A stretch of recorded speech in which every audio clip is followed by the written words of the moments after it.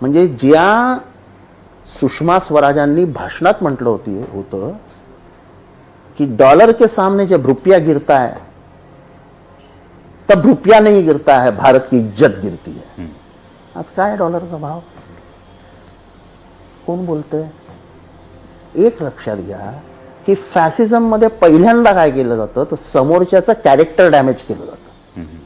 हा भ्रष्ट आहे, यांनी करोडो रुपयाचा भ्रष्टाचार केला आहे, हा थोडा वेडा आहे, आणि ते व्यवस्थित असं पसरवलं जातं की लोकांना ते खरं वाटायला लागतं.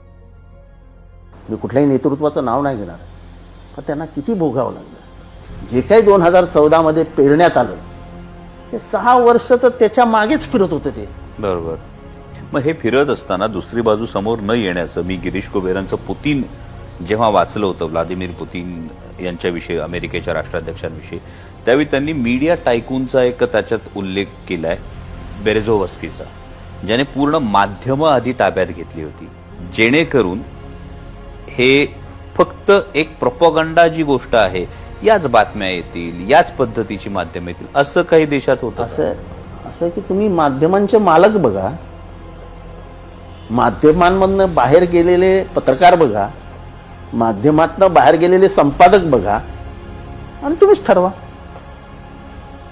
आता मिलिंद खांडेकर कसा काय बाहेर गेला, स्पेसिफिक कोणाची नावं घेऊ नयेत, कारण का परत त्यांना तो त्रास होतो. पण माध्यमातून बाहेर गेलेल्या अनेक पत्रकारांनी आता सोशल मीडियावर फार सुंदर त्यांचे, जर आपण व्ह्यूज बघितले तर लक्षावधी लोक या माध्यमातून, या सिस्टीम मधून जे बाहेर पडलेत आणि हे पत्रकार एक भूमिका मांडतात, त्या भूमिकेला समर्थन मिळतं. याचा अर्थ देशाचं असं की या देशात आता हळूहळू बदल घडतोय.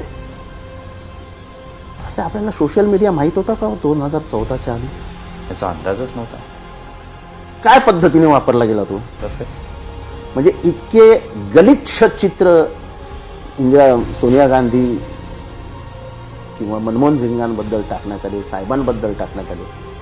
आपल्याला माहित पण नव्हतं की असं होऊ शकतं मीडियामध्ये, पण अनुभवलं ना, आणि लोक त्याच्या मागे गेले ना.